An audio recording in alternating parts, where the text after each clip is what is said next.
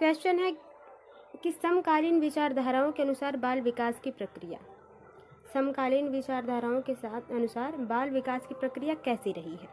Options देखते हैं। Option है कि सभी बच्चों के लिए एक समान है, यानी कि विकास की प्रक्रिया जो होती है वो सभी बच्चों के लिए एक समान है और सभी बच्चे एक निश्चित आयु तक आते जाते विशिष्ट निर्धारित लक्ष्य अवश्य प्राप्त कर लेते हैं। ठीक है, यहाँ पे क्या विशिष्ट निर्धारित लक्ष्य। ठीक है, हर एक सीटेट में एक फ़ायदा हो जाता है कि हर एक क्वेश्चन के ऑप्शंस में कुछ नेगेटिव या पॉजिटिव टैग वर्ड्स होते हैं, जिससे हमें पता चल जाता है कि ये क्वेश्चन किस प्रकार से पूछा जा रहा है और इसके हिसाब से कौन सा ऑप्शन बढ़िया होगा या सही होगा। ठीक है, बहुआयामी, और यहाँ पे एक पॉइंट आपको और मिला पहले ऑप्शन में कि सभी बच्चों के लिए एक समान होता है बाल विकास की प्रक्रिया। ठीक है, विकास की प्रक्रिया डेवलपमेंट की बहुआयामी है। दूसरा ऑप्शन कह रहा है कि जो विकास है वो बहुआयामी है, कई तरीकों से होता है, क्योंकि बच्चे विभिन्न प्रकार के संदर्भ में पलते बढ़ते हैं। सभी बच्चों का एनवायरनमेंट अलग अलग होता है, पर्यावरण अलग अलग होता है, रहन सहन अलग होती है, प्रकृति संस्कृति अलग होती है। तो ये बात सही है कि बहुआयामी है। ये सबसे पॉजिटिव अब तक का ऑप्शन रहा। आगे देखते हैं।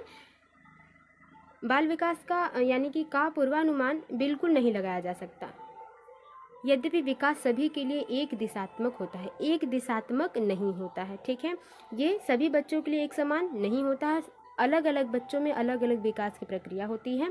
ठीक है, और यहाँ पे कहा जा रहा है कि एक दिशात्मक होता है, तो बिल्कुल नहीं। अनुमान पूर्वानुमान लगाया जा सकता है, क्यों? क्योंकि हम जानते हैं कि कितने महीने में बच्चे के दांत आ जाएंगे, कितने महीने में बच्चा जो है अपनी माँ को पहचानने लगेगा, रंगों की पहचान करने लगेगा, तो ये पूर्वानुमान लगाया जा सकता है। सिर्फ माता पिता से प्राप्त अनुवांशिक गुणों द्वारा ही निर्धारित होता है। देखिए, सिर्फ माता पिता, तो जहाँ पे सिर्फ केवल ऐसे ऑप्शंस आ जाते हैं वो जो है निगेटिव पॉइंट हो जाते हैं, तो ये गलत हुआ।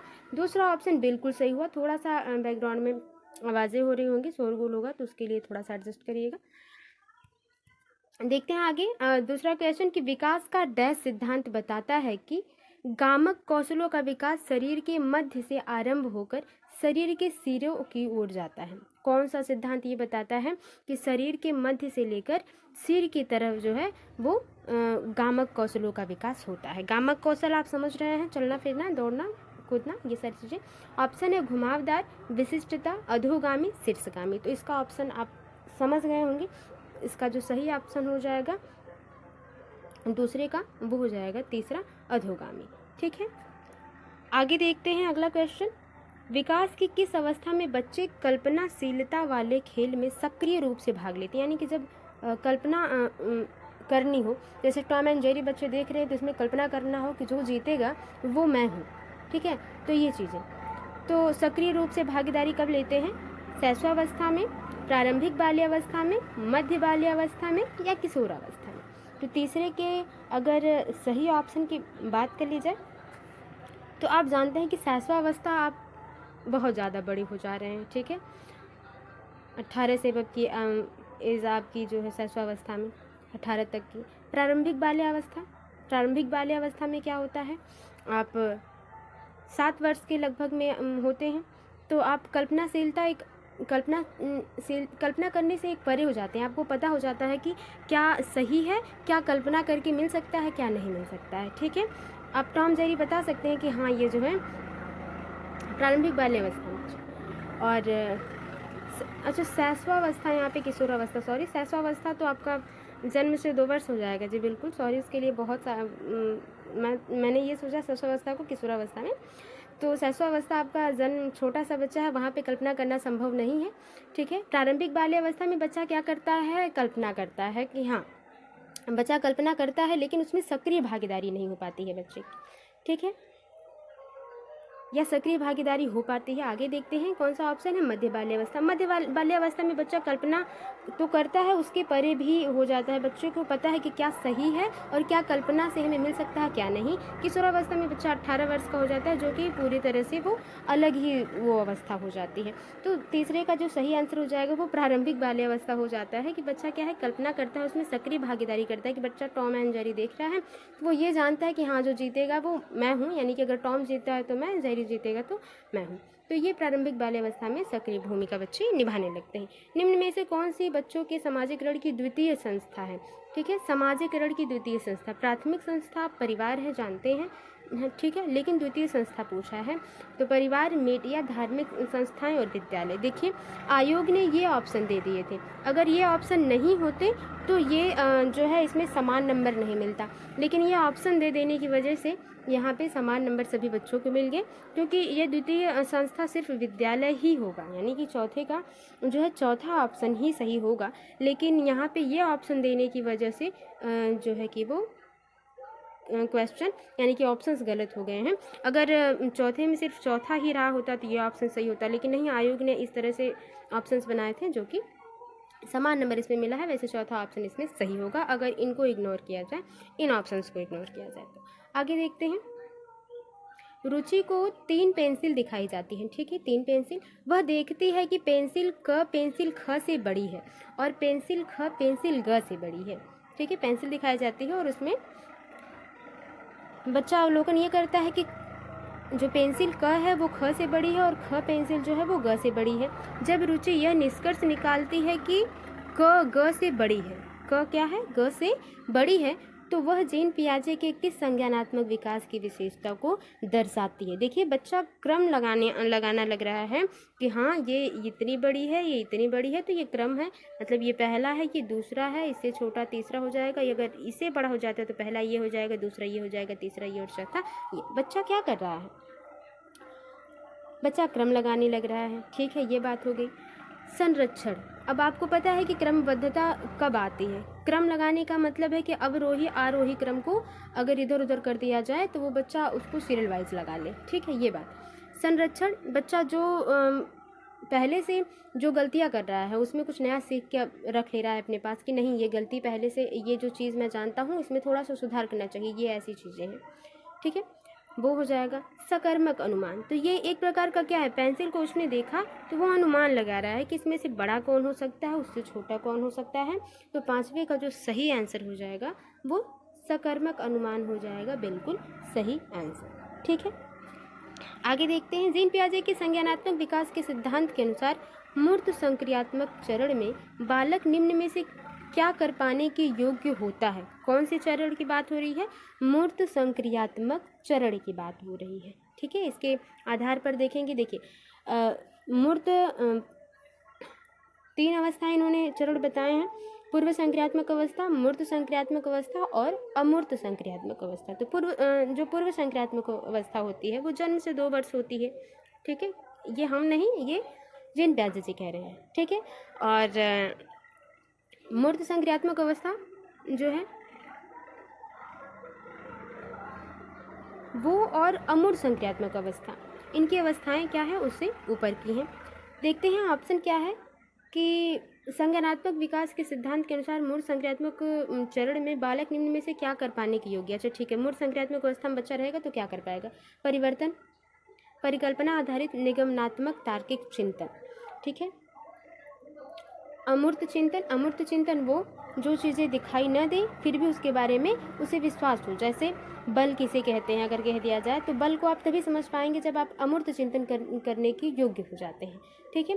प्रतिज्ञापित चिंतन, ठीक है, जो पहले से ज्ञात है और उसमें कुछ और अलग जो है निष्कर्ष निकालने के लिए, एक अच्छा निष्कर्ष निकालने के लिए जो पहले से ज्ञात है उस पर और एफर्ट डाल के उस पर चिंतन करना, उसका सही निष्कर्ष निकालना, ठीक है। 6वें का जो सही आंसर हो जाएगा वो क्या हो जाएगा?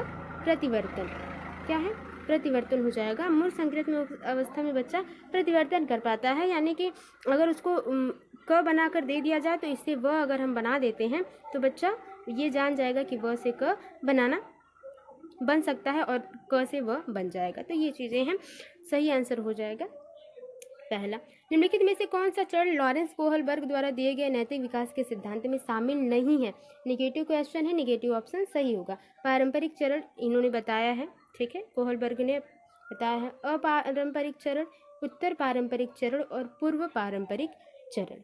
तो सही आंसर की बात कर ली जाए, देखिए पारंपरिक चरण उन्होंने दिया है, उत्तर पारंपरिक चरण दिया है, पूर्व पारंपरिक चरण दिया, लेकिन अपारंपरिक चरण नहीं है, ठीक है, तो ये ऑप्शन गलत है और गलत ही पूछा है, इसलिए गलत ही सही हो जाएगा।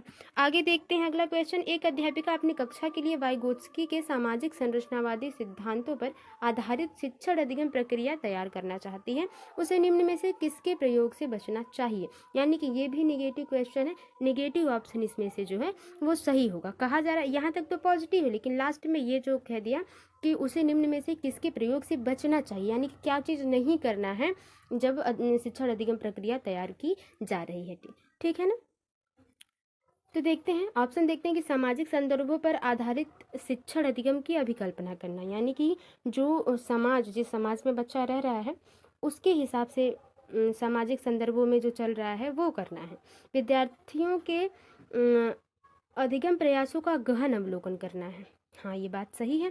ठीक है, ये भी पॉजिटिव है, ये भी पॉजिटिव है कि जिस समाज में बच्चा रह रहा है उस समाज से संबंधित जो है हमें शिक्षण अधिगम की परिकल्पना करनी है, यानी कि चीज़ों को उस तरह से डेवलप करना है, चाहे वो पाठ्यक्रम हो चाहे वो चर्चाएं हुई। ठीक है, विद्यार्थी के अधिगम के प्रयास का गहन अवलोकन करना है कि बच्चा कितना सीख चुका है और कितना सिखाना बाकी है। अधिगम के आकलन के लिए मानकीकृत परीक्षाओं का इस्तेमाल। मानकीकृत यानी कि अगर कह दिया गया है किसी बुक में कि एक हफ्ते में एक चैप्टर का जो है टेस्ट लेना है तो एक ही चैप्टर का टेस्ट लेना है, नहीं, ये मानकीकृत हो जाएगा। बच्चे ने अगर एक चैप्टर में 2 टॉपिक ही सीखा तो हमें एक हफ्ते में 2 टॉपिक का ही टेस्ट लेना है, ये होना चाहिए, मानकीकृत नहीं होना चाहिए। तीसरा ऑप्शन बिल्कुल जो है सही हो जाएगा, क्योंकि इसी चीज़ से बचना है अध्यापिका को। आगे देखिए, लेव वाइगोत्स्की ने अपने सामाजिक संरचनावाद सिद्धांत में निम्न में से किस विद्यार्थियों में अधिगम को सुसाध्य करने हेतु उपयुक्त बताया है? ऑप्शन देखते हैं। सहकर्मी सहयोगिता, संस्कृति उपकरणों का हस्तक्षेप, रट कर याद करने पे बल नहीं, गैर संदर्भित पाठ्यक्रम, यानी कि पढ़ाया जा रहा है क्लास सेकेंड को और फर्स्ट या थर्ड का जो है पाठ्यक्रम रखेंगे तो क्या अच्छा होगा? तो ये गैर संदर्भित पाठ्यक्रम नहीं चाहिए। 2 ऑप्शंस बचे। 9वें की सही आंसर की बात कर ली जाए तो हस्तक्षेप करने की बात नहीं रही। क्वेश्चन के हिसाब से पहला ऑप्शन बिल्कुल सही हो जाएगा कि बच्चा जो है अपने क्लासमेट से, अपने फ्रेंड्स से या अपने वयस्कों के साथ सहायता ले सकता है ताकि बच्चा और बेहतर सीख पाए। ये पहला ऑप्शन बिल्कुल सही हो जाएगा। आगे देखते हैं, किसी प्रगतिवादी, ठीक है, कक्षा के बारे में एक अध्यापिका का क्या विश्वास होना चाहिए? कक्षा कौन सी है? प्रगतिवादी है, सब पॉजिटिव होगा, सब बेहतरीन होगा, उसके हिसाब से पॉजिटिव ऑप्शन चूज करना है। कक्षा हमेशा कठोर नियंत्रण में रहे और सिर्फ अध्यापक को निर्देश देने चाहिए, ऐसा सही नहीं है। कठोर नियंत्रण हो, लेकिन इतना कठोर नहीं कि बच्चे अपनी बात को आपके सामने न कह पाएं। ठीक है, ये बात रही, तो ये तो होगा नहीं। अधिगम केवल कक्षा में होता है? नहीं, अधिगम सिर्फ कक्षा में नहीं होता, कक्षा के बाहर यानी कि विद्यालय के बाहर भी हमें बहुत कुछ सीखने को मिलता है। कहते हैं ना कि किताबों से ज़्यादा लोग ज़िंदगी से सीखते हैं, तो ये बात सही है। ये केवल जो जहाँ आ जाएगा वो नेगेटिव हो जाएगा। अपने साथ विविध प्रकार के समृद्ध अनुभव लाते हैं। हाँ, ये बात सही है कि एक अध्यापिका को ये सोचना चाहिए कि जो हमारे क्लास में बच्चे हैं वो अपने पर्यावरण से अनेक प्रकार की चीज़ों को, अनुभव को लेकर आए होंगे और उन्हीं अनुभव के साथ उन्हें सिखाना है। तीसरा ऑप्शन बिल्कुल सही हो जाएगा। किस विचारक ने इस बात को नकारा है कि बुद्धि एक एकल इकाई है और कई पृथक स्वतंत्र बुद्धियों का सिद्धांत प्रतिपादित किया है? ठीक है, ऑप्शन जीन पियाजे, हार्वर्ड गार्डनर, लेव वाइगोत्स्की और लॉरेंस कोहलबर्ग। ठीक है, 11 का जो सही आंसर हो जाएगा, यानी कि पहले देखते हैं क्वेश्चन क्या है कि बुद्धि एकल इकाई है, ये नकारा है किस विचारक ने? कई पृथक स्वतंत्र बुद्धियों का सिद्धांत प्रतिपादित किया है। ठीक है, 11 का जो सही आंसर हो जाएगा वो दूसरा हो जाएगा, हार्वर्ड गार्डनर। दूसरा ऑप्शन बिल्कुल सही हो जाएगा। खिलौनों के रूप में गुड़िया मिलने पर रोहन की प्रतिक्रिया थी, मुझे यह खिलौना पसंद नहीं है क्योंकि लड़के गुड़िया से नहीं खेलते। यह किसका उदाहरण है? कहा जा रहा है कि खिलौने के रूप में गुड़िया मिलने पर रोहन की प्रतिक्रिया ये है कि वो गुड़िया से इसलिए नहीं खेलना चाहता क्योंकि वो जानता है पहले से कि गुड़िया से जो है लड़कियां खेलती हैं, लड़के नहीं खेलते। तो ये क्या है? जेंडर प्रासंगिकता, जेंडर भेदभाव, जेंडर रूढ़िवादिता, जेंडर स्थिरता। तो ये क्या है? जेंडर रूढ़िवादिता है, जेंडर बायस है। ठीक है, जिससे बच्चा जो है काम बांट रहा है कि ये इनके लिए चीज़ें हैं और ये हमारे लिए। ठीक है, तो ये जेंडर रूढ़िवादिता है। आगे देखते हैं अगला क्वेश्चन। एक शिक्षक एक महीने की अवधि के अंतराल में विद्यार्थियों को निबंध लेखन के लिए कई ड्राफ्ट लिखने के लिए सहयोग देता है। ठीक है, यानी कि निबंध बच्चे लिखते हैं तो उसमें सहयोग देता है। यदि यह शिक्षक प्रत्येक विद्यार्थी के लिए ड्राफ्ट को ध्यान में रखता है, मतलब 20 बच्चे हैं तो 20 बच्चों को पूरी तरह से ध्यान में रखता है और उन सभी ड्राफ्ट पर काम करने की प्रक्रिया को भी मान्यता देता है, तो इस प्रकार के मूल्यांकन को क्या कहा जाएगा? योगात्मक, मानक संदर्भित, रचनात्मक या मानकीकृत। तो देखिए 13 का जो सही आंसर हो जाएगा ये रचनात्मक मूल्यांकन हो जाएगा। क्यों?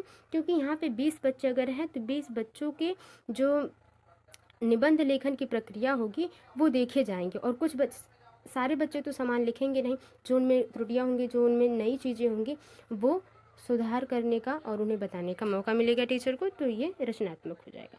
एक बहुभाषी कक्षा में शिक्षक को क्या करना चाहिए? वार्तालाप के लिए मातृभाषा के उपयोग को निरुत्साहित करना चाहिए। देखिए जहाँ पे मातृभाषा को वरीयता न दी जाए वो ऑप्शन गलत होगा। ज़्यादातर विद्यार्थियों द्वारा बोली जा रही प्रमुख भाषाओं को स्वीकार करना चाहिए, यानी कि 20 बच्चे हैं और उसमें से अगर 15 बच्चे हिंदी बोल रहे हैं तो हमें हिंदी ही पढ़ाना चाहिए, 5 बच्चे कहाँ जाएंगे? ऐसी बात नहीं है। जो बच्चा जिस भाषा को बोलता हो उसी भाषा में उसको पढ़ाना है।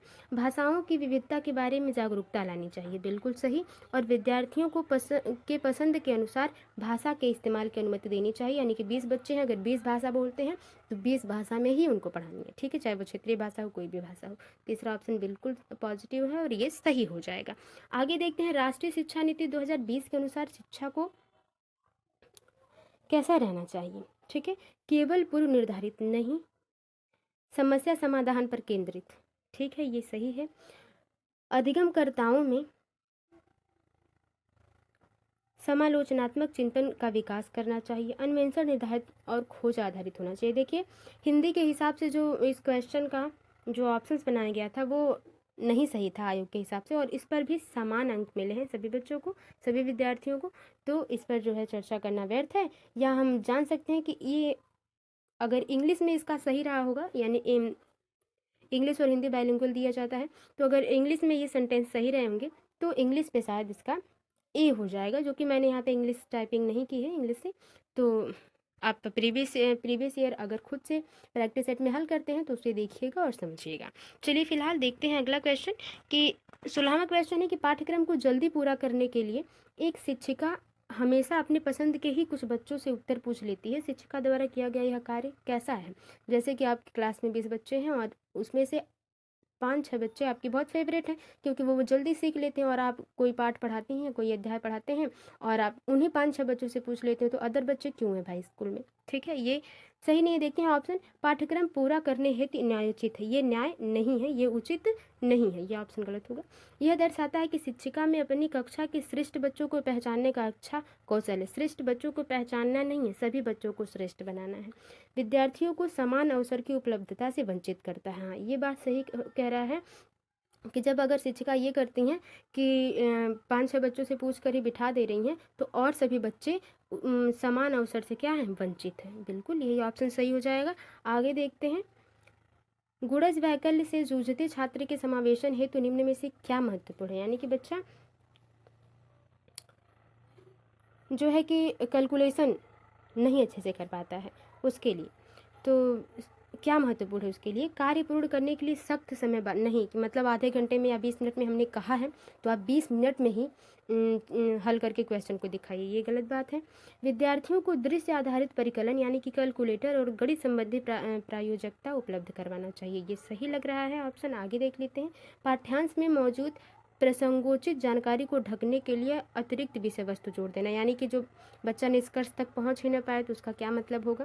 विद्यार्थी के अधिगम के आकलन के लिए सिर्फ मानकीकृत, ये सिर्फ और मानकीकृत दो निगेटिव टैग वर्ड्स आ गए जो कि गलत है, यानी कि दूसरा ऑप्शन ही बिल्कुल सही और पॉजिटिव हो जाएगा। एक दृष्टि बाधित यानी कि बच्चा देखने में सक्षम नहीं है अच्छे तरीके से वाले विद्यार्थी के लिए निम्न में से कौन सी सामग्री लाभदायक नहीं होगी? निगेटिव क्वेश्चन है, निगेटिव ऑप्शन सही होगा। स्पर्शिक ग्लोब यानी कि छूकर जो ग्लोब को बच्चा जान सके वो तो सही हो जाएगा। ठीक है, तो ये पॉजिटिव है, ये आंसर नहीं होगा आपका। छोटे अक्षर वाले पुस्तक दृश्य पठन सॉफ्टवेयर, ये सही है। ब्रेन लिपि वाली पुस्तक यानी कि लाभदायक जो नहीं है वो छोटे अक्षर वाली पुस्तक, या तो बच्चा तो खुद देखने में सक्षम नहीं है और उस पर भी पुस्तक हो और उसमें इतने छोटे छोटे लिखे हों अक्षर कि बच्चों को दिखाई नहीं दे तो क्या फ़ायदा। कथन, ये देखिए कथन असर्सन और रीजन से क्वेश्चन आए हैं। कथन ये है कि भाषा शिक्षण के दौरान एक अध्यापिका को लिखित सामग्री के साथ साथ श्रवण पुस्तक भी उपलब्ध करवानी चाहिए।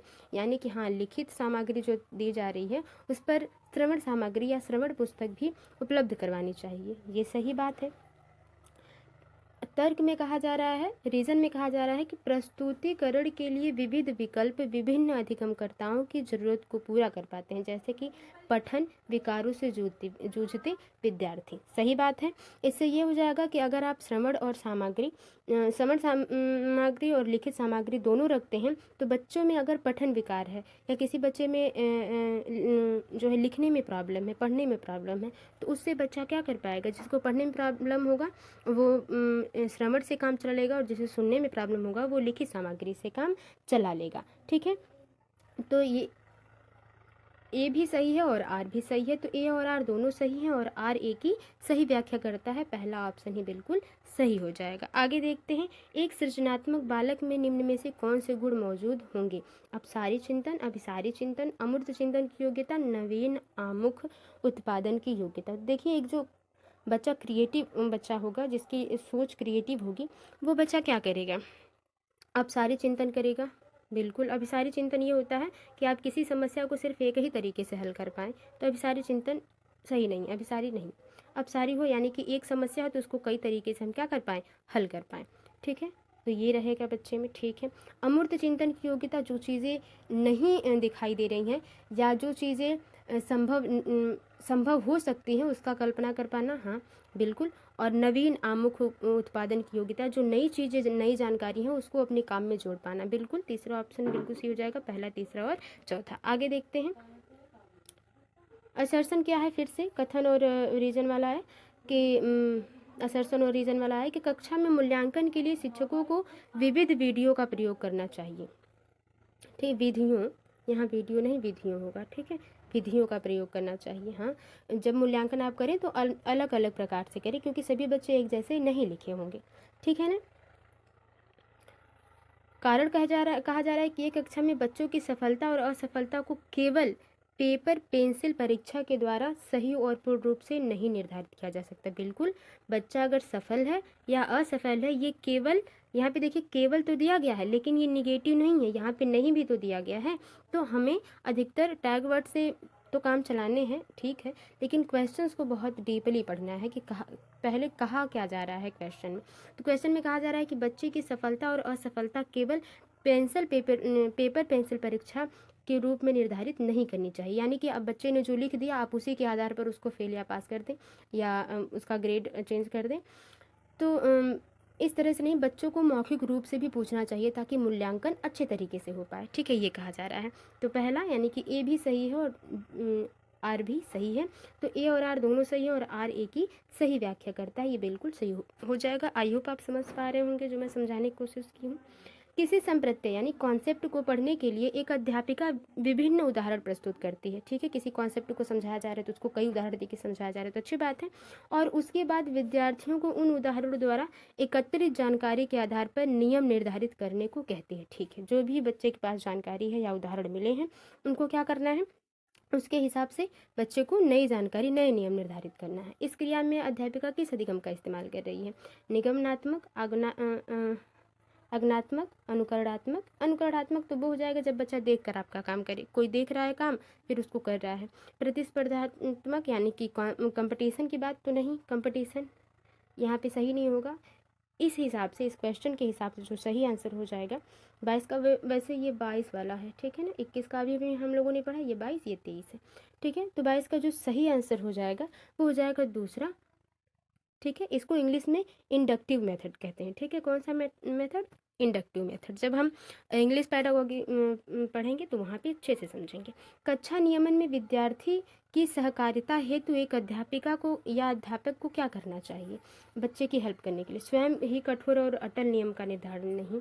विद्यार्थियों के दुर्व्यवहार के बारे में अभिभावकों से बार बार शिकायत करनी चाहिए, नहीं। आप बार बार न शिकायत करें, बल्कि ये सोचें कि किस प्रकार से उसको सुधारा जा सकता है। मापदंडों का पालन न करने पर विद्यार्थियों का अपमान नहीं। मापदंड और नियमों पर स्थापित करते समय विद्यार्थियों की सहभागिता, यानी कि जो भी नियम बनाए जा रहे हैं ऐसे नियम बनाए जाए कि बच्चों को देखकर बनाया जाए, ताकि बच्चा उन नियमों का पालन करे, और बच्चे के हिसाब से अगर नियम होगा तो बच्चा आराम से पालन करेगा। बिल्कुल सही है, चौथा ऑप्शन बिल्कुल सही हो जाएगा। अगला देखते हैं, वह विकल्प चुनिए जो उन संदर्भों का सही चुनाव करता है जिनमें बच्चों के लिए अधिगम हो पाता है। बच्चा खेल कूद में अधिगम कर लेता है, सही है। ठीक है, घर में भी बच्चा अधिगम से, घर में सबसे, परिवार में सबसे पहले बच्चा भाषा वहीं से सीखता है, तो सीखने का सबसे बड़ा जो है जरिया शुरू होता है वो घर से, और कक्षा में तो बच्चे सीखते हैं, यानी तीनों सही है, तीसरा ऑप्शन बिल्कुल सही हो जाएगा। आगे देखते हैं, निम्नलिखित में से कौन सी तकनीक छात्रों में समस्या समाधान कौशल के विकास हेतु प्रभावशाली नहीं है? नेगेटिव क्वेश्चन है, नेगेटिव ऑप्शन सही होगा। मुद्दों पर चर्चा को सुसाध्य करना और छात्रों को चर्चा में भाग लेने के लिए प्रोत्साहित करना, ये बात सही है, नेगेटिव नहीं है। पॉजिटिव है तो पॉजिटिव नहीं सही करना है, नेगेटिव सही करना है। समस्या को हल करने के लिए छात्रों को विचार मंथन एवं विचार उत्पन्न करने के लिए प्रोत्साहित करना, हाँ, ताकि बच्चा खुद से सोच सके। ठीक है, समस्या का समाधान खोजने के लिए छात्रों को विविध प्रकार की शिक्षण सामग्री प्रदान करना, ताकि बच्चा आराम से निष्कर्ष तक पहुंच सके। हर समस्या के लिए एक ही जैसी पूर्व निर्धारित चरण दर चरण प्रक्रिया के इस्तेमाल पर बल देना। ठीक है, बल देना, यानी कि समस्या कोई दूसरी हो, समस्या मैथ में हो और आप केमिस्ट्री का हल देंगे तो बच्चा क्या कर पाएगा। ठीक है, तो ये ऑप्शन निगेटिव है जो कि सही हो जाएगा। Negative question, negative option. आगे है, निम्न में से कौन सा एक संरचनावादी कक्षा का अभिलक्षण है? संरचनावादी क्रिएटिविटी होगी इस क्लास में। तो अधिगम प्रक्रिया में अधिगमकर्ता निष्क्रिय होते हैं? नहीं, निष्क्रिय नहीं होते हैं। पाठ्य पुस्तक को यंत्रवत याद नहीं, जैसा लिखा है उसी तरह याद नहीं करना है। ठीक, कक्षा में बच्चों को प्रश्न पूछने के लिए प्रोत्साहित नहीं किया जाना चाहिए, नहीं, प्रोत्साहित किया जाना चाहिए। कक्ष में बच्चों के पिछले अनुभव का उपयोग नए ज्ञान की रचना के लिए किया जाना चाहिए। बिल्कुल, जो बच्चे का अनुभव है उसी पर नई चीज़ों को सिखाया जाए। निम्न में से कौन सी विचारधारा बच्चों के अधिगम में अवरोध है? त्रुटियां अधिगम की प्रक्रिया का ही एक हिस्सा है। ये बात सही है कि जो त्रुटि और प्रयास का नियम दिए हैं थॉर्नडाइक साहब, वो सही दिए हैं कि जब आप त्रुटियां करेंगे नहीं तो आप नई चीज़ सीखेंगे कैसे। ठीक है, अधिगम में अवरोध है, अधिगमकर्ताओं के लिए त्रुटियां करना एक लज्जाजनक कार्य है। यही निगेटिव है और निगेटिव पूछा गया है, दूसरा ऑप्शन सही हो जाएगा। ठीक है, आगे देखते हैं, निम्नलिखित में से कौन सा बाह्य अभिप्रेरणा का एक उदाहरण है? यानी कि अभिप्रेरणा, मोटिवेशन मिल रहा है, बाहर से मोटिवेशन मिल रहा है। ऑप्शंस देखते हैं, अपने अधिगम को दृढ़ करने के लिए शोध करते समय अमन विभिन्न स्रोतों की सहायता लेता है। ठीक है, यानी कि जो बच्चा शोध कर रहा है उस अधिगम को अस्थायी करने के लिए, ताकि वो भूले ना, उस वो जो है उसको पूर्ण करने के लिए, पूरा करने के लिए जो है बाहर से जो है स्रोत ले रहा है। तो ये बाह्य अभिप्रेरणा कैसे हुई? क्योंकि आप जानते हैं ये बाह्य अभिप्रेरणा नहीं होगी, वो दृढ़ निश्चय अपने अंदर कर रहा है बच्चा, तो ये बाह्य अभिप्रेरणा नहीं होगी। नगद इनाम पाने हेतु रयान, देखिए नगद इनाम यानी पैसे या चॉकलेट कुछ भी मिल रहा है रयान को एक परियोजना के लिए विभिन्न स्रोतों से खोज करता है, तो ये तो सही है कि यहाँ पे बाह्य अभिप्रेरणा के लिए। ठीक है, बाह्य, दूसरा ऑप्शन ही सही हो जाएगा यहाँ पे। वरना सितारा अपने स्वयं संतोषण के लिए, खुद को संतोष करने के लिए काम कर रही है, अपने व्यक्तिगत अभिरुचि के लिए, मतलब उसकी रुचि है कि वो क्रियाकलाप करके अभ्यास करे, तो ये सही है। लेकिन नगद इनाम जो मिलेगा वो बाह्य अभिप्रेरणा हो जाएगा, बाहर से उसको मोटिवेशन मिल रहा है कि उसको इनाम मिल रहा है, तब वो काम कर रहा है बच्चा। कोविड-19 महामारी के दौरान तनाव ने विद्यार्थियों के प्रदर्शन को नकारात्मक रूप से प्रभावित किया है। यह निम्नलिखित में से किस प्रकार के संबंध को स्पष्ट करता है? प्रतियोगिता और संज्ञान, संज्ञान और संवेग, आनुवंशिकता और निष्पादन, आनुवंशिकता और वातावरण। तो 29 के सही आंसर की बात कर ली जाए तो ये संज्ञान और संवेग, संवेग बहुत ज़्यादा है। संवेग आप जानते हैं कि मैकडूगल साहब ने अच्छे से संवेगों को समझाया हुआ है, और इन पे जब चर्चाएं होंगी तो बेहतरीन तरीके से चर्चाएं होंगी। फिलहाल दूसरा ऑप्शन बिल्कुल सही हो जाएगा। जैसे गुस्सा आना, डर, तो उस टाइम में कोविड-19 में अधिकतर लोगों को डर बहुत ज़्यादा हो गया था, तो इस संवेग से भी नकारात्मक जो है स्थितियाँ हुई थी। अधिगम अधिक सार्थक और प्रभावशाली होता है अगर वह मुख्यतः हो शिक्षक केंद्रित। नहीं, अधिगम शिक्षक को नहीं, अधिगमकर्ता को करना है। ठीक है, अधिगम यानी कि सीखना किसको है? विद्यार्थियों को, शिक्षक नहीं। सहपाठियों द्वारा निर्देशित, यानी कि पढ़ना है आपको और जो है टाइम टेबल आपके फ्रेंड बनाए, तो ये सही नहीं है। पाठ्य पुस्तक केंद्रित पढ़ना है आपको, वो तो सही है, लेकिन पुस्तक के हिसाब से ही हो। अब जैसे मान लीजिए आपको सी टेट एग्ज़ाम क्वालिफाई करना है और आपको एसएससी की बुक्स दे दी जाए, ठीक है, नहीं, पाठ्य पुस्तक केंद्रित नहीं, स्वयं निर्देशित हो। बिल्कुल आप जिस प्रकार से चाहें उसको पाठ्य को इधर उधर करके या पाठ्यक्रम को अदला बदली करके आप जैसा ठीक समझते हैं उसको स्वयं से निर्देशित करके पढ़ें, तो ये बिल्कुल सही हो जाएगा। ये थे टॉप 30 प्रश्न। आई होप आपको समझ में आए होंगे और आपका स्कोर कितना रहा इन टॉप 30 प्रश्नों में से कमेंट बॉक्स में ज़रूर बताएं। और वीडियो थोड़ी सी भी हेल्पफुल लगी तो वीडियो को लाइक करें, शेयर करें, कमेंट बॉक्स में बताएं कि आपको वीडियो कैसी लगी। मिलते हैं आपसे अगली वीडियो में, तब तक के लिए bye bye, take care, be positive, be motivated. धन्यवाद। समझ सकते हैं कम समय में भी, लेकिन 6 to 8 की बात अगर की जाए सॉरी, तो वहाँ पे जो प्रश्न आते हैं लेंदी आ जाया करते हैं और कुछ पढ़ने में और उसके बाद उसको समझने में भी टाइम लग जाता है। तो जितना जल्दी आप करना चाहते हैं उसके लिए ये ज़रूरी है कि आप कितना प्रैक्टिस कर रहे हैं। तो बात करते हैं, इस प्रश्न में कहा जा रहा है कि इस जो ये ऑप्शंस दिए गए हैं इसमें कौन सा ऐसा ऑप्शन है जो ये सुझाव दे रहा है कि जो व्यक्ति में जो विभिन्न अंग हैं, कई प्रकार के अंग हैं, वो अलग अलग दरों में विकसित होते हैं, अलग अलग समय सीमा या अवधि उनके लिए निर्धारित है। तो विकास एक आयामी होता है, ठीक है, डेवलपमेंट की बात हो रही है। विकास एक दिशीय होता है, विकास एक असतत प्रक्रिया है, विकास की दिशा अधोगामी एवं शीर्षगामी होती है। तो देखिए विकास एक आयामी नहीं है, एक ही नियम नहीं है सबके लिए कि एक साथ सारे शरीर की जो है हमारे वो विकसित हो जाते हैं। आप जानते हैं कि जब बच्चे पैदा होते हैं उस टाइम में सर उनका बहुत भारी होता है और सबसे वजन वही होता है, तो कुछ समय के लिए सर का जो है विकास रुक जाता है, उसके बाद शरीर जब बैलेंस्ड हो जाती है तो एक साथ विकास शुरू हो जाता है। एक दिशीय नहीं है, असतत नहीं, बल्कि अगर सतत होता तो ये सही होता। विकास की दिशा अधोगामी एवं शीर्षगामी है, यही बिल्कुल सही आंसर हो जाएगा पहले का, डी ऑप्शन। चौथा वाला, निम्न में से कौन सा कथन सही है? बच्चों का विकास एक सामाजिक सांस्कृतिक परिप्रेक्ष्य में होता है, ठीक है, ये पॉजिटिव है। एग्जाम के टाइम में विशेष ध्यान दें कि प्रश्न पॉजिटिव पूछा जा रहा है या नेगेटिव। अगर पॉजिटिव पूछा जा रहा है तो सबसे बेस्ट पॉजिटिव जो प्रश्न होगा वही ऑप्शन होगा, वही ऑप्शन सही होगा। तो ये कुछ पॉजिटिव है जिसको हम सही अभी मान के चलते हैं और ऑप्शंस देख लेते हैं। बचपन वह अवधि है जिसे 10 भिन्न अवस्थाओं में बांटा जा सकता है।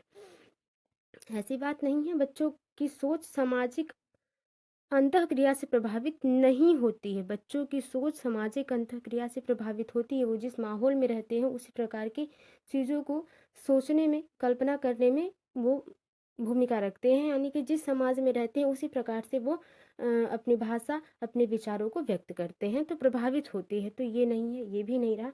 बच्चों का विकास केवल वनली अगर देखा जाए, केवल अगर जहाँ भी आ जाता है, जिस भी ऑप्शन में केवल आ जाता है वो ऑप्शन गलत ही माना जाता है। तो ये बिल्कुल गलत है। माना जाता है क्यों? क्योंकि सिर्फ अनुवांशिकता पर ही निर्भर नहीं होता है बच्चों का विकास जो है, वो पर्यावरण पर भी निर्भर होता है, ठीक है, तो ये गलत रहा। तो सबसे पॉजिटिव ऑप्शन पहला था जो कि बिल्कुल सही ऑप्शन हो जाएगा। आगे देखते हैं,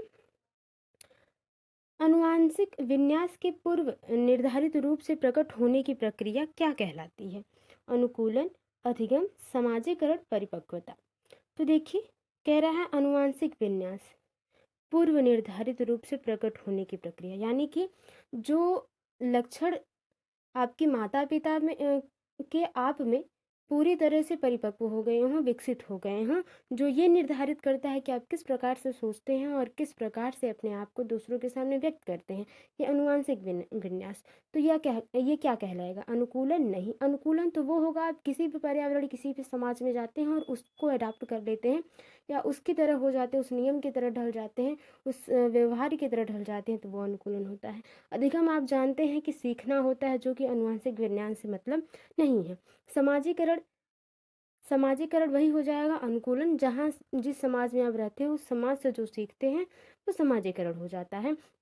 या किस प्रकार से आप चीज़ों को पॉजिटिव वे में ले रहे हैं, किस प्रकार से समाज को आप देख रहे हैं, ये समाजीकरण हो जाता है। यहाँ पे हो जाता है परिपक्वता। चौथा ऑप्शन बिल्कुल सही हो जाएगा कि आनुवांशिक विन्यास के पूर्व निर्धारित रूप में प्रकट होने की प्रक्रिया क्या कहलाती है? परिपक्वता कहलाती है, आनुवांशिक विन्यास की पूर्व निर्धारित रूप से। चौथा ऑप्शन बिल्कुल सही हो जाएगा। चौथा क्वेश्चन ये है कि डैश समाजीकरण का प्राथमिक और डैश समाजीकरण का द्वितीयक कारक है। ये ऐसा फेवरेट प्रश्न है सीटेट का जो कि हमेशा आता है, बस लैंग्वेज चेंज करके थोड़ा बहुत। परिवार और विद्यालय, मीडिया परिवार, विद्यालय मीडिया, मीडिया पास पड़ोस। तो आप जानते हैं ये बहुत ही आसान प्रश्न रहा कि परिवार समाजीकरण का प्राथमिक और विद्यालय समाजीकरण का द्वितीयक कारक है। तो पहला ऑप्शन बिल्कुल सही हो जाएगा। प्राथमिक इसलिए क्योंकि परिवार में ही बच्चा जन्म लेता है, जो भी सीखता है टूटी फूटी भाषा या जो भी व्यवहार वो सीखता है वो अपने परिवार में रहकर ही सीखता है, तो वो प्राथमिक। और उसके बाद जो अच्छा डेवलपमेंट होता है वो द्वितीय कारक यानी कि विद्यालय में हो जाता है। ठीक है, आगे देखते हैं लॉरेंस कोहलबर्ग। तो आने वाले एग्ज़ाम जो पीछे आपने एग्ज़ाम्स देखे उसमें से लॉरेंस कोहलबर्ग और स्किनर साहब, ये लोग बहुत ही ज़्यादा प्रचलित रहे। इन लोगों से प्रश्न अच्छे खासे बने हैं। तो लॉरेंस कोहलबर्ग के अनुसार 7 से 8 वर्षीय बच्चों में नैतिक निर्णय लेने का आधार क्या होता है? यानी कि जो 7 या 8 वर्ष के बीच के बच्चे होते हैं वो किस प्रकार से अपने निर्णय लेते हैं? ऑप्शन देखते हैं। सामाजिक व्यवस्था बनाए रखना, सामाजिक अनुबंध बनाए रखना, दंड और आज्ञा पालन, सार्वभौमिक नैतिक सिद्धांत। तो देखिए इन्होंने 3 स्तर दिए हैं और तीनों के 2-2 चरण हैं यानी कि 6। तो 3 चरण हैं, 2-2 स्तर हैं यानी कि 6 स्तर हैं। तो इस तरह से लॉरेंस कोहलबर्ग के बारे में पूरी डिटेल में बातें होंगी जब डिटेल में क्वेश्चंस होंगे, या अगर आपने नोट बना रखे हैं तो आपको पता होगा। समझते हैं फिलहाल क्या बात है। ये 7-8 के वर्ष के बच्चे निर्णय कैसे लेते हैं लॉरेंस कोहलबर्ग के अनुसार से। तो इनकी थियरी है और वो कहते हैं कि 7 से 8 वर्ष का बच्चा निर्णय तब लेता है डर की वजह से, क्या? दंड और आज्ञा पालन की वजह से। क्योंकि कहा जाता है कि अगर चाचा जी आ रहे हैं तो पिताजी के द्वारा कहा जाता है कि चाचा जी आ रहे हैं तो उनके पैर छूने हैं। आज्ञा पालन बच्चा करता है या डर की वजह से बच्चा कि हाँ अगर नहीं पैर छुआ जाएगा तो पिताजी डांट लगाएंगे। ये सारी बातें हो जाती हैं। आगे देखते हैं जीन पियाजे से। ये भी बहुत ज़्यादा प्रश्न इनसे इनकी थ्योरी से बनती हैं। तो जीन पियाजे के सिद्धांत में क्रमबद्धता किस संदर्भ में प्रयोग किया गया है? क्रमबद्धता यानी कि जो चीज़ें होती हैं वो क्रम में होती हैं। ठीक है, ऐसा नहीं कि देखते हैं पहले ऑप्शन, उसके बारे में जीन पियाजे के सिद्धांत के बारे में बात करेंगे। फिलहाल वस्तुओं को किसी एक आयाम जैसे लंबाई पर आधारित क्रम देना, दूसरों का परिप्रेक्ष्य लेने की क्षमता, चिंतन का वर्णात्मक रूप जैसा कहानी कथन में होता है, स्थान जैसे अपने विद्यालय का स्थानीय मानचित्रण करने की क्षमता। तो देखिए पियाजे साहब हैं जिन्होंने ये कहा है कि आयाम यानी कि लंबाई पर आधारित क्रम देना। इनके बारे में क्रमबद्धता का मतलब है लंबाई के आधार पर क्या करना? क्रम देना वस्तुओं के किसी भी एक आयाम में। ठीक है, चाहे वो व्यक्ति का व्यवहार हुआ या किसी भी क्षेत्र में। तो जीन पियाजे इसके बारे में बात करते हैं। क्रमबद्धता का मतलब किसी भी वस्तु के एक आयाम की लंबाई या चौड़ाई ऊंचाई कितनी होती है, इसके बारे में जीन पियाजे साहब बात करते हैं। ठीक है, आगे देखते हैं। 5 वर्षीय नसीम को यह लगता है कि चिकनी मिट्टी के गले को यदि दबाकर, ठीक है ना, कुछ मिस प्रिंटिंग है, को यदि दबाकर एक सांप के रूप में परिवर्तित कर दें, यानी कि चिकनी मिट्टी को अगर हम दबाकर एक सांप के रूप में परिवर्तित कर देते हैं तो चिकनी मिट्टी बढ़ जाती है।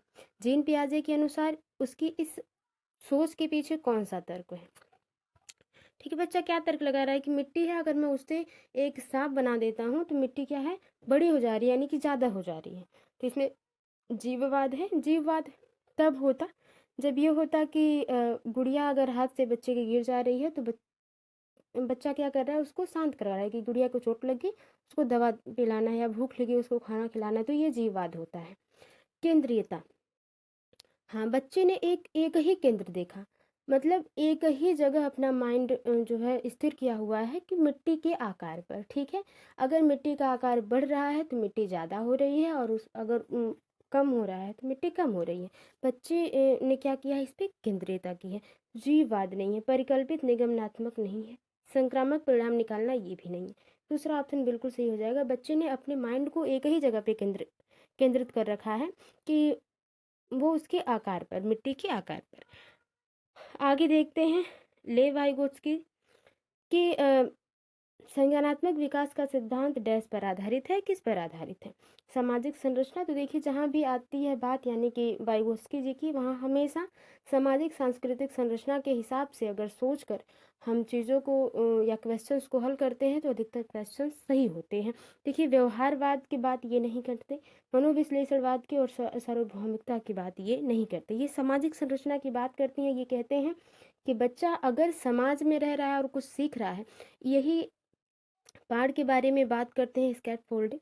वो कहते हैं कि बच्चा अपने क्षेत्र में है और यहाँ तक वो अच्छे से पहुँच पा रहा है। यहाँ पहुँचने के लिए अगर किसी वयस्क की ज़रूरत पड़ जाती है, यानी कि वयस्क की अगर किसी बड़े व्यक्ति की हेल्प मिल जाए तो बच्चा अपने यहाँ तक पहुँच सकता है।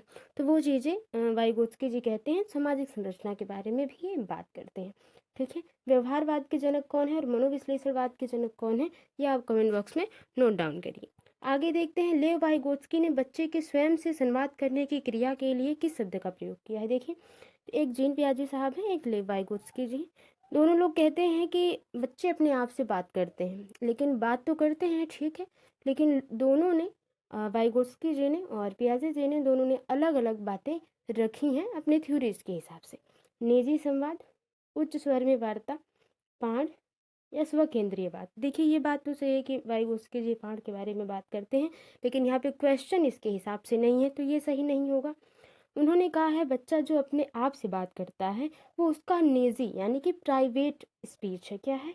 प्राइवेट स्पीच है। वो अपने जो है समझ को विकसित कर रहा है, अपने निर्णय को ले रहा है अपने आप से बात करके। तो जो बच्चा स्वयं से संवाद कर रहा है यानी खुद से जो बात कर रहा है उसको निजी संवाद या प्राइवेट स्पीच कहा है ले वाइगोत्स्की ने, और स्व केंद्रीयवाद उसको पियाजे साहब ने कहा है। आगे देखते हैं एक प्रगतिशील कक्षा के निम्न में से कौन सी विशेषता है? ड्रिल और अभ्यास पर जोर देना, योग्यता आधारित अस्थाई अलगाव। यानी कि दूसरे ऑप्शन की बात करी जाए तो इसमें कहा जा रहा है कि बच्चा जितना तेज है उसको उस क्लास में रखा जाए। यानी कि अगर एक क्लास में आप 20 बच्चों को पढ़ा रहे हैं तो उन 20 बच्चों में से 5 अगर अच्छे हैं पढ़ने में तो उन 5 को उन 15 से अलग कर दिया जाए, तो ये सही नहीं है। ठीक है, प्रगतिशील कक्षा वो कक्षा होती है जिसमें आप सभी बच्चों को एक साथ लेके चलते हैं। सहयोगिता पूर्ण अधिगम, पुरस्कार और दंड का प्रयोग। देखिए पुरस्कार और दंड का प्रयोग प्रगतिशील कक्षा में नहीं होता है। हाँ, अगर ये बात आ जाती स्किनर और वाइगोत्स्की, स्किनर और अदर कोई मनोवैज्ञानिक की, तो ये सही हो सकता है, लेकिन यहाँ पे नहीं होगा। प्रगतिशील कक्षा के हिसाब से सहयोगिता पूर्ण अधिगम ये बिल्कुल सही हो जाएगा। तीसरा क्यों? क्योंकि प्रगतिशील कक्षा में कहा जाता है कि बच्चे एक दूसरे की हेल्प करके चीज़ों को और बेहतर तरीके से सीख सकते हैं, जैसे सहयोग करके। क्योंकि बच्चों को ग्रुप जो है स्टडी करवाना या ग्रुप में चीज़ों को खेल खेल में बताना, ये चीज़ें सही होती हैं, तो सहयोगिता पूर्ण अधिगम सही हो जाएगा। एक बच्चे में दूसरों की नियत और इच्छाओं को समझने की योग्यता है, यह बुद्धि के किस स्वरूप को दर्शाती है? यानी कि कहा जा रहा है कि एक बच्चा जो है जब आपसे बात कर रहा है तो वो ये समझ जा रहा है कि आपकी इच्छाएं और आपकी नियत कैसी है, वो ये बच्चा समझ जा रहा है, तो ये किस बुद्धि के स्वरूप को दर्शाता है? स्थानीय संबंध बुद्धि। स्थानीय संबंध बुद्धि उन लोगों में होती है जो कार्टून्स बनाते हैं, जो चित्र बनाते हैं, जो मैप बनाते हैं। उनको पता होता है एग्जैक्ट कि आँख की जगह आँख ही बनाना है और नाक की जगह नाक बनानी है। मैप में कहाँ से कहाँ तक हमें भारत का मैप खींचना है और अन्य देशों या महाद्वीपों का खींचना है, तो ये तो नहीं होगा उस बच्चे में।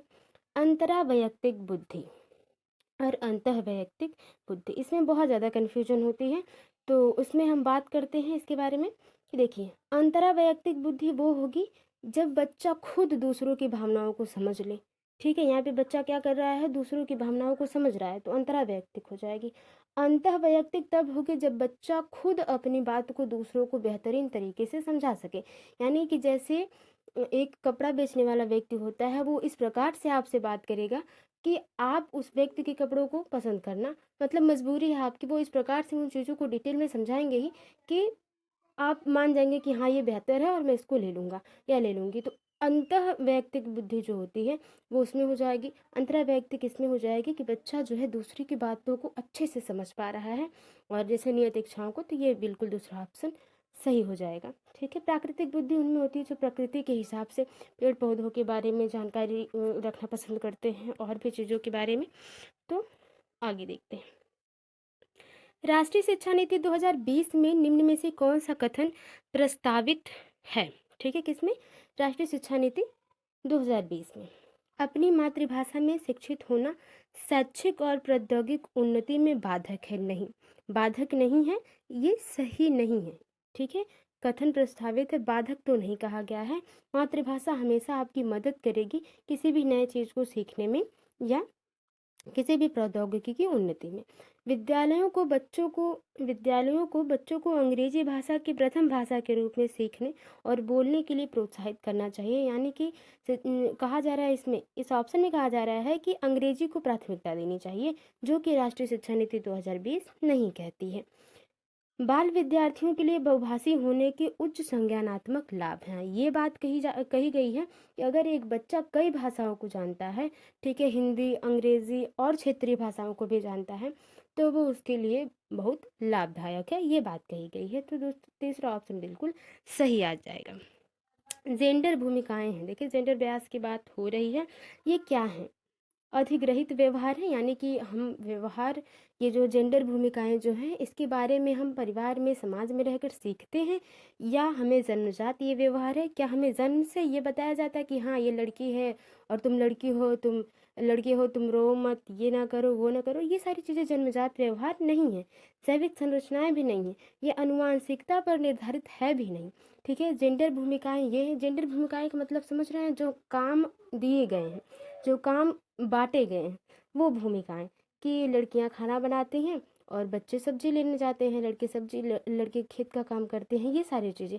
तो ये अधिग्रहित व्यवहार है, इसको हमने समाज में ही रह के सीखा है, तो ये ऑप्शन बिल्कुल सही हो जाएगा। आगे देखते हैं, सतत एवं समग्र मूल्यांकन का प्राथमिक उद्देश्य है। यानी कि जो सतत, लगातार और समग्र यानी कि पूरा मूल्यांकन जो होता है, ठीक है, एक वर्ष में, का प्राथमिक पहला उद्देश्य क्या है? छात्रों के लिए एक दूसरे की तुलना करना नहीं, छात्रों की समझ को आंकना और पाठ्यक्रम तथा शिक्षा शास्त्र को इसके अनुसार रूपांतरित करना। देखिए, अगर आप अच्छे से पढ़ें दूसरे ऑप्शन को, तो ये पॉजिटिव है। छात्रों का उनके प्रदर्शन के अनुसार वर्गीकरण यानी बांटना नहीं, छात्रों को किसी विषय में सफल और विफल घोषित करना नहीं। दूसरा ऑप्शन अगर आप देखेंगे, कहा जा रहा है इसमें छात्रों की समझ को आंकना, कि अगर बच्चे में 3 सब्जेक्ट हैं या 5 सब्जेक्ट हैं, तो उसमें कौन सा बच्चा किस सब्जेक्ट में बेहतर कर पा रहा है, उसी में उसको आगे ले जाना, और शिक्षा शास्त्र और पाठ्यक्रम को बच्चों के अनुसार ही क्या करना है? चेंज करना है, बदलना है। तो ये ऑप्शन बिल्कुल सही हो जाएगा, दूसरा। अपनी कक्षा के लिए मूल्यांकन पद्धति तय करने से पहले एक शिक्षक को किन बातों पर विचार करना चाहिए? यानी कि मूल्यांकन पद्धति, जब आप एग्ज़ाम लेते हैं, टेस्ट लेते हैं, उसके बाद जब आप मूल्यांकन करते हैं, या कक्षा में बैठकर भी आप मूल्यांकन कर रहे हैं कि कौन बच्चा कैसा है, किस पे ज़्यादा मेहनत करनी है, किस बच्चे का IQ लेवल थोड़ा कम है, उस पर ज़्यादा जो है ध्यान देने की ज़रूरत है, तो आप किन बातों पर ध्यान देंगे ज़्यादा? मेरे अलावा इन परिणामों का उपयोग कौन करेगा? ठीक है, अब मूल्यांकन कर रहे हैं, तो ये तो आप सोचेंगे नहीं कि मूल्यांकन कर रहे हैं। विशिष्ट छात्रों के अधिगम वक्र का पता लगाने का सर्वोत्तम तरीका क्या है? देखिए, जो बच्चे बढ़िया हैं उनको पता लगाने का तरीका ये ज़रूरी नहीं है। अगर आप एक टीचर हैं तो आपके लिए सारे बच्चे बराबर हैं। हाँ, वो बात अलग है कि जो बच्चे थोड़े अच्छे होते हैं उनके लिए थोड़ा सा और मेहनत करने की ज़रूरत होती है कि वो और अच्छा सीख पाए। कौन सा तरीका अध्यापिका को स्वयं के शिक्षा शास्त्र पर चिंतन में मदद करेगा? तो यहाँ पे बच्चों को मूल्यांकन के बारे में सोचना है, तो टीचर अपने शिक्षा शास्त्र के बारे में क्यों सोचेंगी? ये सही नहीं है। कौन सी विधि छात्रों को उच्चतम अंक पाने में मदद? देखिए, उच्चतम अंक के लिए आप नहीं पढ़ा सकते। अच्छा, ये बात है कि 15 वाला जो क्वेश्चन है ये जो है विवादित प्रश्न रहा है, और इसमें आयोग ने जो है समान अंक दिए हैं सबको, तो इसमें चारों ऑप्शन गलत हैं। इसी वजह से ये जो है ऑप्शन, इसमें एक आध ऑप्शन सही होते, लेकिन इसमें जो है इस तरह से जो क्वेश्चन बनाए हुए थे, ऑप्शंस दिए हुए थे, वो ऑप्शन मैंने यहाँ पे रखा नहीं, इसीलिए शायद कि ये जो विवादित प्रश्न रहा, तो बिल्कुल इसको छोड़ते हैं और आगे चलते हैं, क्योंकि चारों ऑप्शंस उतने बढ़िया नहीं हैं जितने बढ़िया होने चाहिए क्वेश्चंस के हिसाब से। समावेशी शिक्षा से अभिप्राय है, आर्थिक रूप से कमजोर वर्ग का आरक्षण केवल सरकारी विद्यालयों में ही उपलब्ध कराया जाए। देखिए, समावेशी शिक्षा कभी ये नहीं कहेगा कि कमज़ोर वर्ग के बच्चे जो हैं उनको सरकारी विद्यालय में रखा जाए, उनको प्राइवेट या किसी अन्य पैटर्न से पढ़ने की सुविधा नहीं है। ये केवल आ गया तो ये गलत है। दिव्यांग छात्रों को सिर्फ विशेष विद्यालयों में ही शिक्षा दी जाए, क्यों? अगर वो अपने पर्यावरण में रह के अपने प्राथमिक विद्यालय में सीखना चाहते तो क्या उन्हें हम नहीं सिखा सकते? ये केवल जो केवल ये चीज़ें हैं वो नेगेटिव पॉइंट ले जाती हैं। तो यहाँ पे एकदम पॉजिटिव प्रश्न पूछा गया है, तो नेगेटिव प्रश्न नहीं हम चूज करेंगे। सरकारी विद्यालय में केवल अंग्रेजी भाषा पढ़ाई जाए, ये बात गलत है। ठीक है, बहुभाषी शिक्षा की बात होती है, बहुभाषिकता की बात होती है, एक से अधिक भाषाओं को सीखने की योग्यता की बात होती है समावेशी शिक्षा में, तो ये गलत है। योग्यताओं से परे होकर सभी बच्चों को गुणवत्तीय शिक्षा उपलब्ध करवाई जाए, ये जो सही है बिल्कुल, कि उनके बैकग्राउंड को, उनके निजी संवादों को न देखते हुए उनकी योग्यताओं के हिसाब से हमें क्या करना है, बच्चों की गुणवत्तीय शिक्षा, यानी कि बच्चा किसमें ज़्यादा रुचि ले रहा है उसके माध्यम से चीज़ों को पढ़ाया जाए। बिल्कुल ऑप्शन चौथा सही हो जाएगा, जो कि बहुभाषिकता पर, समावेशी शिक्षा बहुभाषिकता पर जोर देती है, यानी कि सीखना जरूरी है बहुभाषिकता, एक से अधिक भाषा बच्चों को आनी चाहिए। तो ये सारे ऑप्शंस निगेटिव थे, चौथा ऑप्शन सही था। देखिए, कथन और कारण से बहुत प्रश्न पूछे जाते हैं। ए से असर्शन और आर से रीजन होता है, इसलिए ए आर इसमें ऐसे दिया जाता है। पढ़ते समय एक शिक्षक को पाठ सामग्री को दर्शाने के विभिन्न तरीके अपनाने चाहिए। ये बात सही है कि पढ़ाते समय यहाँ होगा, पढ़ाते समय एक शिक्षक को पाठ सामग्री को दर्शाने के विभिन्न तरीके होने चाहिए। वो एक पैटर्न को, एक पाठ्यक्रम को कई तरीके से बच्चों को समझा सके, ताकि क्लास के सभी बच्चे अपने जो है क्लास का या सब्जेक्ट का जो पाठ्यक्रम है उसको समझ पाए। ठीक, ये सही है। शिक्षकों अधिगमकर्ताओं की विविध आवश्यकताओं हेतु अपने शिक्षा शास्त्र को उनके अनुकूल बनाना चाहिए। ये कारण में कहा जा रहा है कि जो शिक्षक हैं वो सीखने वाले, अधिगमकर्ता यानी कि जो सीख रहे हैं, यानी कि बच्चे, उनके अनुसार अपने शिक्षा शास्त्र को बदलना चाहिए बच्चों के हिसाब से। तो ये बात भी सही है, यानी कि ए भी सही है और आर भी सही है। ए ऑप्शन देखते हैं, ए और आर दोनों सही है, हाँ, और आर सही व्याख्या करता है ए की, बिल्कुल यही ऑप्शन हो जाएगा पहला वाला। ठीक है, ए और आर दोनों सही हैं और आर सही व्याख्या करता है ए की। एक बच्चे लिखाई में निरंतर कठिनाई का सामना करते हैं, उसे अक्षर बनाने और शब्दों के बीच अंतराल करने में चुनौती महसूस होती है, यानी कि बच्चा यहाँ लिख रहा है तो यहाँ अंतराल नहीं कर पा रहा है, बीच में जो जगह होती है वो नहीं दे पा रहा है, यह अक्षर बनाने में दिक्कत है बच्चे को। यह लक्षण किस अधिगम विकार की ओर इशारा करती है? पठन वैकल्य, आलेख वैकल्य, और तीन ऑप्शन ये था गणन वैकल्य। ठीक है, गणन वैकल्य, और चौथा कोई ऑप्शन था जो कि नहीं है इसमें। फिलहाल अगर लिखने में कठिनाई हो रही है तो ये आलेख वैकल्य हो जाएगा, जिसको गणन वैकल्य को डिस्कैलकुलिया कहते हैं। ठीक है, तो इसी तरह आलेख वैकल्य को क्या कहते हैं, आप कमेंट बॉक्स में नोट डाउन करिए और बताइए।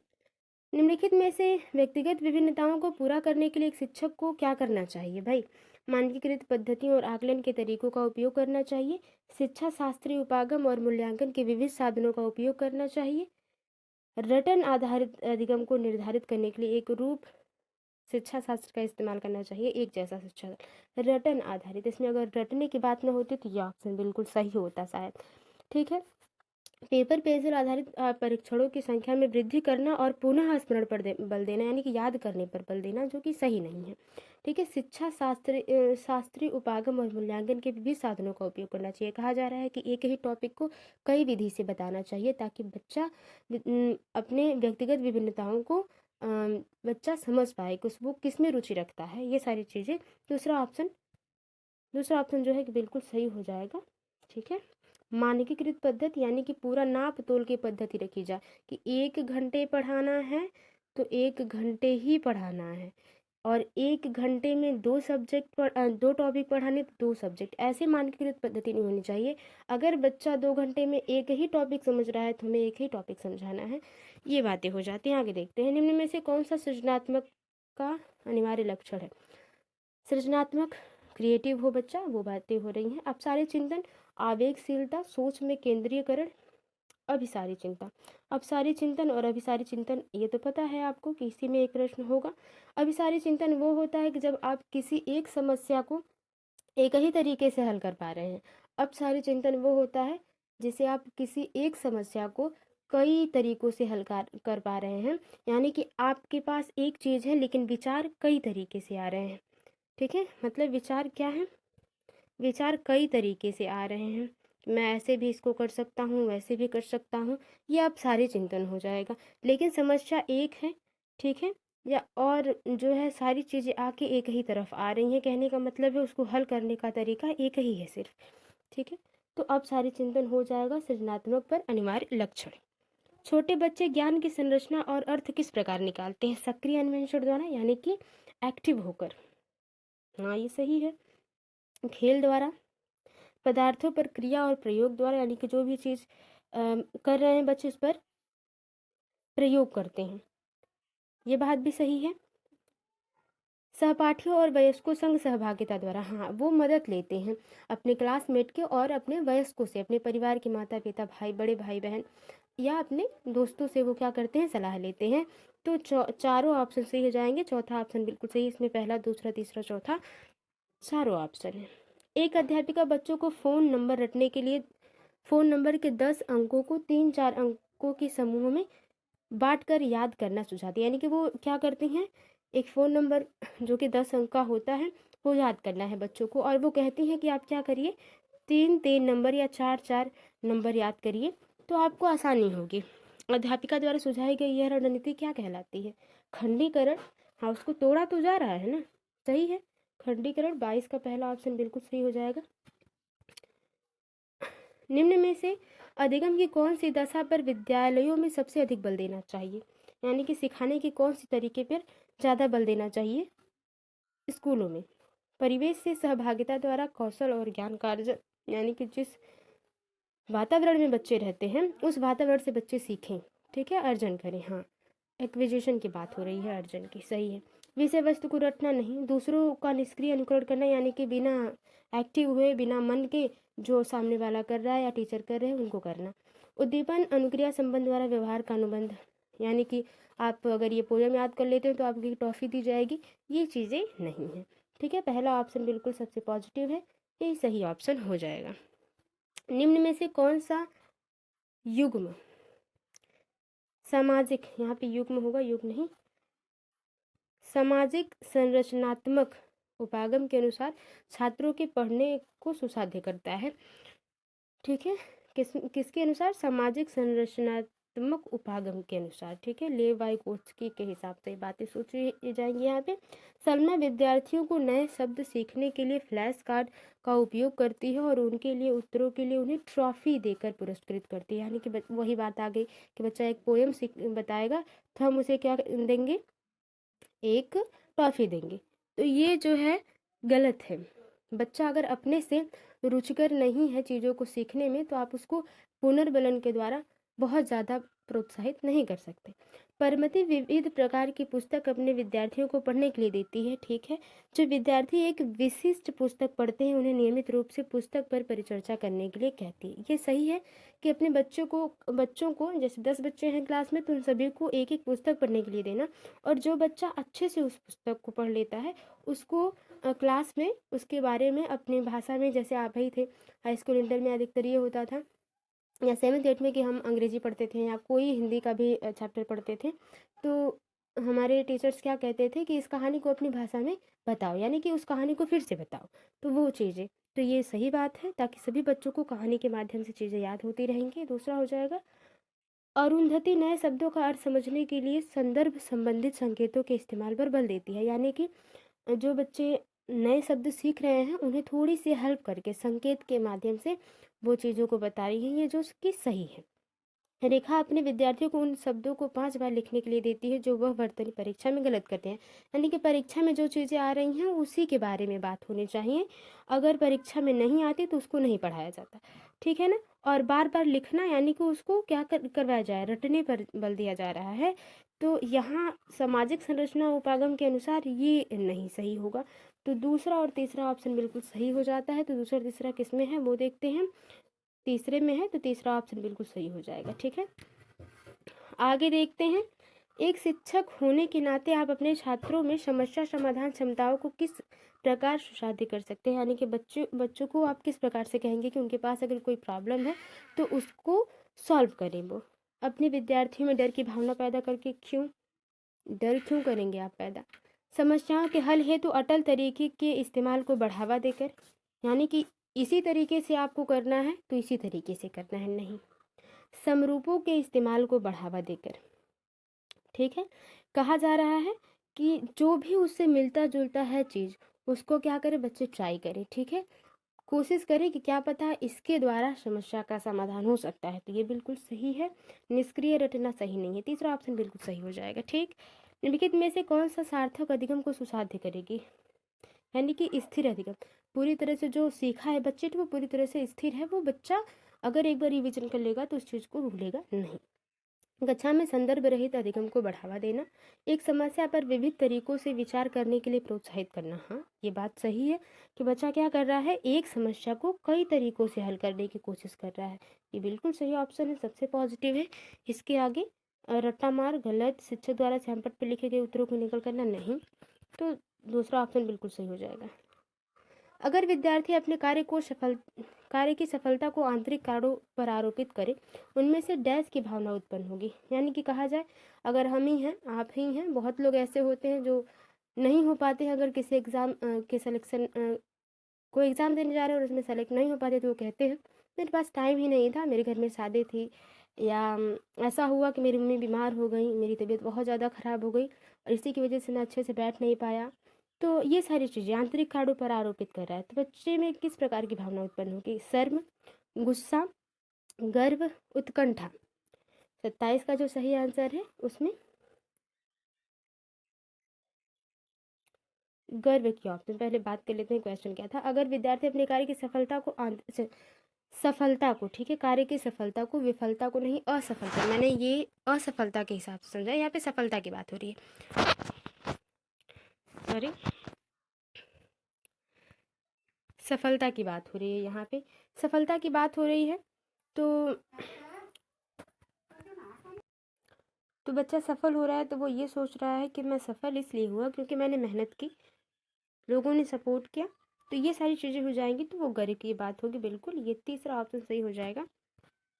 शिक्षा के प्राथमिक स्तर पर बहुसंवेदनीय उपागम के इस्तेमाल को प्रोत्साहित करना चाहिए, क्योंकि, यानी कि जो बच्चा चीज़ों को प्राथमिक स्तर पर है और बहुसंवेदनीय उपागम को अच्छे से इस्तेमाल कर रहा है तो उसको प्रोत्साहन के लिए हमें क्या करना चाहिए, यह अधिगम को और अधिक प्रभावशाली बनाता है। ठीक है, यह कुछ बच्चों को शिक्षा से वर्जित करने के मौके देता है, यह अध्यापक के निर्देश अवधि पर काफ़ी समय बचाता है, यह बच्चों में आज्ञापरायणता पैदा करता है, यानी कि बच्चे आपका आज्ञा का पालन करेंगे अच्छे से। 28 का जो सही आंसर है उसमें सही हो जाएगा कि यह कहाँ आ गया, क्या ही दिक्कत हो गई है, पहला ऑप्शन बिल्कुल सही हो जाएगा। यह अधिगम को और अधिक प्रभावशाली बनाता है। बहुसंवेदी उपागम, यानी कि किसी भी चीज़ को कई तरीकों से समझाने की जो बात होगी वो। बच्चे अक्सर विभिन्न संकल्पों के बारे में वैकल्पिक संकल्पनाएं और भ्रांतियां गठित कर लेते हैं। इस संदर्भ में कौन सा कथन सही नहीं है। ठीक है, क्वेश्चन निगेटिव है तो ऑप्शन भी निगेटिव सही होगा कि सही नहीं है। पूछा जा रहा है कि वैकल्पिक संकल्पनाएं और भ्रांतियां गठित कर लेते हैं कि अगर हम 1 घंटे पढ़ते हैं तो हम किसी भी एग्ज़ाम को क्लियर नहीं कर सकते, 2 घंटे पढ़ते हैं तो किसी भी एग्ज़ाम को क्लियर नहीं कर सकते। अगर बच्चा 9th में है तो उसके लिए 2 घंटा ठीक है रिविज़न करना, पढ़ना। तो ये भ्रांतियाँ हैं जो बच्चे क्या कर लेते हैं, और भी बहुत सारी भ्रांतियाँ हो सकती हैं। तो इसके लिए क्या सही नहीं है, एक अध्यापिका को बच्चों द्वारा गठित वैकल्पिक संकल्पना और भ्रांतियों को सख्त रूप से हतोत्साहित करना चाहिए। नहीं, ऐसा नहीं कि जो तुम सोच रहे हो वो बिल्कुल गलत ही है।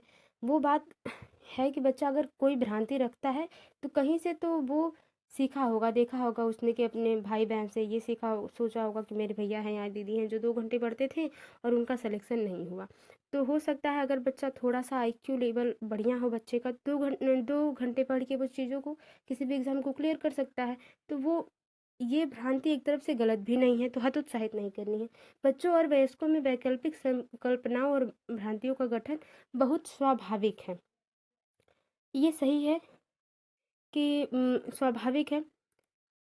ये जो जब छोटे हम होते हैं तो बहुत सारी भ्रांतियाँ होती हैं, तो ये स्वाभाविक है, हम अपने समाज से सीखते हैं उसको, ठीक है। तो सब नेगेटिव क्वेश्चन पूछा है तो नेगेटिव ऑप्शन बिल्कुल यही सही हो जाएगा कि संकल्पित या वैकल्पिक संकल्पनाएं जो हैं, भ्रांतियाँ जो हैं, वो बिल्कुल उनको हतोत्साहित नहीं करना चाहिए। वो धीरे धीरे हमें उन चीज़ों को क्या करना चाहिए, समझाना चाहिए, और बच्चा परिवेश से जैसे जैसे निकलेगा वो खुद उस चीज़ों पर पकड़ बना लेगा कि क्या चीज़ें सही हैं और क्या चीज़ें गलत हैं। तो पहला ऑप्शन बिल्कुल सही हो जाएगा। निम्न में से अधिगम का कौन सा परिप्रेक्ष्य यह कहता है कि ठोस प्रलोभनों और पुरस्कारों द्वारा विद्यार्थियों को सीखने के लिए अभिप्रेरित किया जा सकता है? यानी कि ठोस प्रलोभन, यानी कि अगर बच्चा एक पोएम सुना रहा है तो मैं उसको एक टॉफ़ी दूंगी, यानी कि बेटा अगर तुम एक पोएम सुनाओगे तो हम आपको एक टॉफ़ी देंगे। तो ये चीज़, ये ठोस प्रलोभन और पुरस्कार है। तो ये कौन सा जो है परिप्रेक्ष्य है या इसमें जो नियम है वो किसमें ये चीज़ें कही जाती है? मानवतावादी, व्यवहारात्मक, संज्ञानात्मक, सामाजिक, सांस्कृतिक। तो देखिए 30वीं का जो सही आंसर है इसमें व्यवहारात्मक। जैसे व्यवहारवादी जो लोग हैं वो लोग ये कहते हैं कि हम पुनर्बलन देकर बच्चों को एक अच्छी शिक्षा, मतलब कुछ हद तक चीज़ों को सिखा सकते हैं। तो अलग अलग मनोवैज्ञानिक हैं, उन्होंने अलग अलग मत दिया है, उसी हिसाब से व्यवहारात्मक या संज्ञानात्मक, सामाजिक, सांस्कृतिक की बात वाइगोत्स्की जी कहते हैं, ये सारी चीज़ें। कॉग्निटिव की बात आप जीन पियाजे जी कहते हैं। तो आप जानते हैं, तो ये थी टॉप 30 प्रश्न। आई होप आपको समझ में आए होंगे। वीडियो थोड़ी सी भी हेल्पफुल लगी, वीडियो को लाइक करें, शेयर करें, कमेंट बॉक्स में बताएं आपका स्कोर कितना रहा। मिलते हैं आपसे अगली वीडियो में, तब तक के लिए bye bye, take care, be positive, be motivated. धन्यवाद।